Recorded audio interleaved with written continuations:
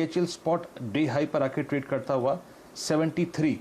पालविया साहब, स्पॉट पे आपकी टिप्पणी, ये बैन में है तो हमें फ्यूचर्स पे इसकी बात नहीं करनी चाहिए, लेकिन स्पॉट इंडिकेट कर रहा है कि ये टिपिकल फ्लैग जो है वो ब्रेकआउट में कन्वर्ट होने वाला है। आपका टेक इस स्टॉक पे क्या होगा? देखिए, बिल्कुल स्टॉक बैन में, लेकिन फिर भी उसका जो प्राइस बिहेवियर है वो ये दर्शाता है कि स्टॉक एक ब्रेकआउट के लिए बिल्कुल तैयार है। और अगर पिछले दिनों की हम तेजी देखें तो स्टॉक ने जिस तरीके से अपने आप को कंसोलिडेट किया है पिछले 4-5 सेशन में, मुझे लगता है कि इसने अपने इंपॉर्टेंट लेवल जो थे करीब 66 रुपए के आसपास के, वो लेवल को वायलेट नहीं किया है और अब वापस ये 70 के ऊपर ट्रेड करते हुए दिख रहा है।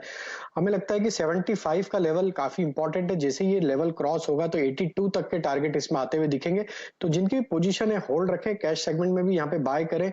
इसमें 68 रुपीस के आसपास का स्टॉप लॉस रखें। पहला टारगेट जो आ रहा है वो आ रहा है करीब 75 का, फिर उसके बाद 82 तक के टारगेट इसमें आते हुए दिखेंगे। स्टॉक का structure short to medium term positive है, तो इसको होल्ड रखना चाहिए। 85 के टारगेट इसमें आते हुए दिखेंगे। वीरेंद्र जी, आपने बहुत ही बढ़िया स्टॉक पकड़ा है और इससे पहले कि ये मूव कर जाए, इसको स्क्रीन पर रखते हैं। एक स्टॉक मैं और मार्क करना चाहता हूँ, वो है एक्सिस बैंक। यहाँ पर बहुत ही बड़ा डेवलपमेंट आप होते हुए देख रहे हैं। सरकार जो बहुत ठोस कदम उठाती हुई दिख रही है उन सेक्टर्स से निकलने की जहाँ पर उसकी आवश्यकता नहीं है।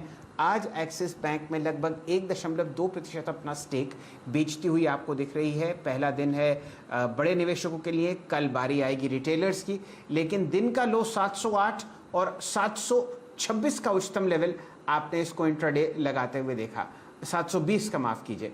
बढ़िया काउंटर है। एक्सिस बैंक पर एक रणनीति सेट करवाते हैं चंदन तपड़िया साहब से और फिर वापस BHEL पर आएंगे। आप एक्सिस बैंक की बात करें तो यहाँ पे हम क्लियरली बाय ऑन डिक्लाइन की रणनीति रख रहे हैं और आज का जो डिप आया था वो एक खरीदारी के लिए अच्छा मौका था और हमारा ऐसा मानना है कि काउंटर अब वापस एक नई रैली के लिए तैयार हो रहा है। आज का जो लो था 702 एग्जैक्टली 50 डेमा के आसपास था और अब धीरे धीरे ऐसा लग रहा है कि 727 जो रिसेंट के हर्डल्स है वो पार करके 745 तक काउंटर जाना चाहिए। तो जरूर यहाँ पे खरीदारी के लिए सलाह है और एक्सिस बैंक चलेगा तो कहीं ना कहीं बैंक निफ्टी और निफ्टी को भी सपोर्ट करता हुआ नजर आएगा। तो 740-43 तक के अपसाइड यहाँ पे बनने चाहिए।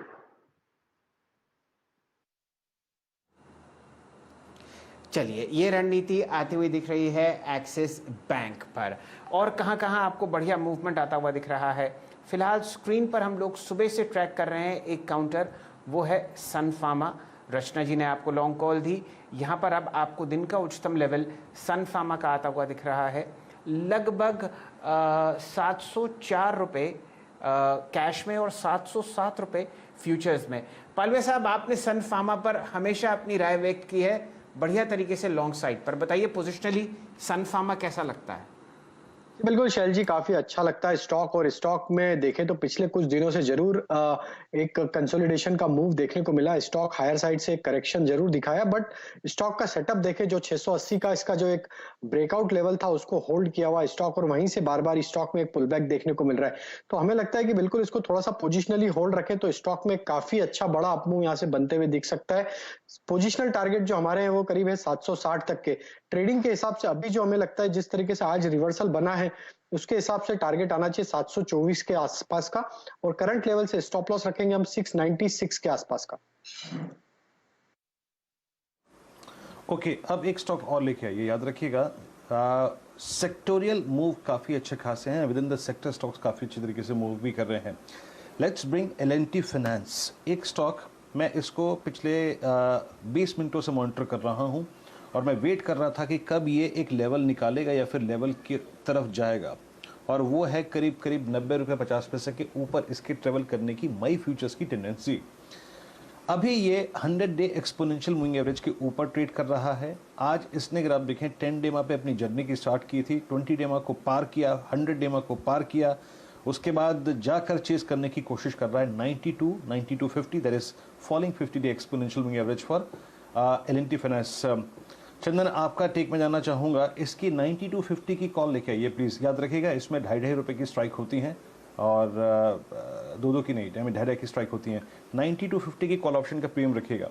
चंदन, अगेन लॉजिक वही है, सस्ते option, we are trading now in the 3rd week of this monthly contract. सस्ते ऑप्शन है, पुल बैक्स को आप ऑप्शंस के जरिए राइड कर सकते हैं। L&T फाइनेंस स्पॉट और इस 90 to 50 की कॉल पे आपका टेक।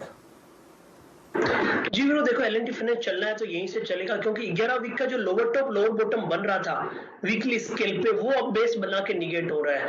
आप देखोगे कि 10-12 दिनों से यहाँ पे डबल बॉटम भी बने, 85 के आसपास मल्टीपल टाइम काउंटर सपोर्ट लिया है, तो अब यहाँ पे lower top lower bottom negate हुए हैं, बॉटम बने तो अपमूव बनना चाहिए और शॉर्ट कवरिंग भी काउंटर में आ सकती है। तो कहीं ना कहीं 96-97 तक के अपसाइड यहाँ पे बनने चाहिए, तो बिल्कुल 90 to 50 का कॉल यहाँ पे ले सकते हो, जो अब लगभग अभी ₹2.30 के आसपास चल रहा है। यहाँ पे ₹1 का स्टॉप लॉस लगाइए, लगभग आपको 4.5 से ₹5 तक के टारगेट यानी मौजूदा लेवल से ऑप्शन के प्रीमियम डबल हो सकते हैं।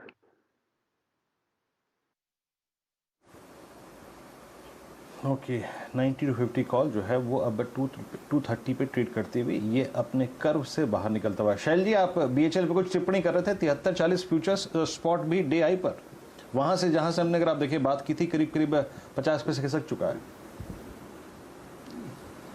मैं आपको बता रहा हूँ, बाजार सरकार पर बहुत भरोसा कर रहा है कि कोई ना कोई एक डाइवेस्टमेंट आपको होता हुआ दिखेगा। आज चर्चा IDBI बैंक की हुई और पूरे बाजार में खबरें अन्य बैंक्स पर भी हैं, लेकिन मूव्स आपको सरकारी कंपनीज पर ही आते हुए दिखेंगे। और अब आप देखिए क्या ज़बरदस्त तरीके से BHEL आपको चलता हुआ दिखेगा। ऑलमोस्ट